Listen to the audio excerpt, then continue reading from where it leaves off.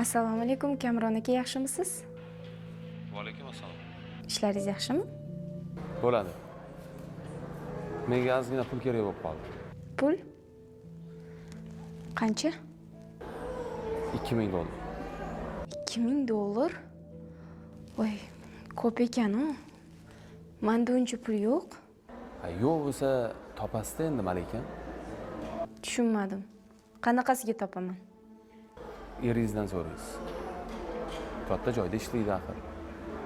Endi bir ilojini qilasizda. Nima deb so'rayman? Kamron aka degan tanishim bor. Shunga pul bering deb so'raymanmi? Lazzaxon, hozir sizga bir narsa jo'nataman. Keyin nima deb so'rash kerakligini o'zingiz bilasiz.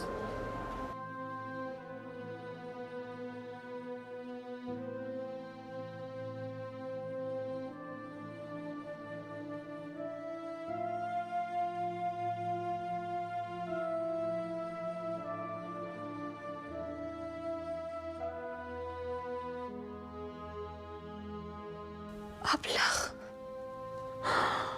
Iflos.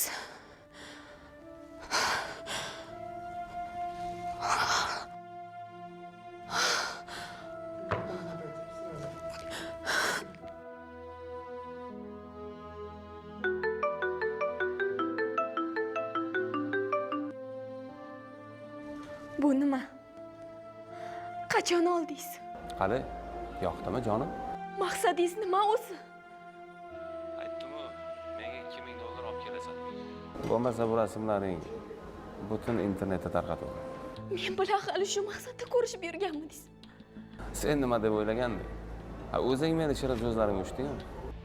Bekorga aytishmas ekan, ayollar qulog'i bilan yaxshi ko'radi. Senga o'zimni oshiq qilib ko'rsatdim. Ana, qarmog'imga tushirdim. Senga o'sha kun aytdim-a? Bu kun senga unutilmas kun bo'ladi. Endi meni talabim bajarasan. Senga 2 kun muhlat. Pulni tezroq topib kelasan. Tushuntira oldimmi?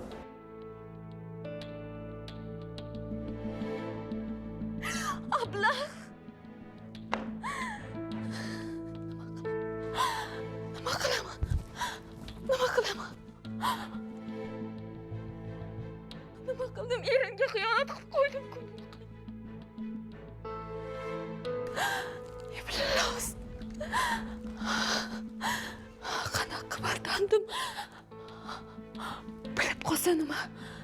Nima qilaman? Erim bilsa nima qilaman? Tiriklay o'ldiradi-ku. Nima qilaman? Nima qilaman?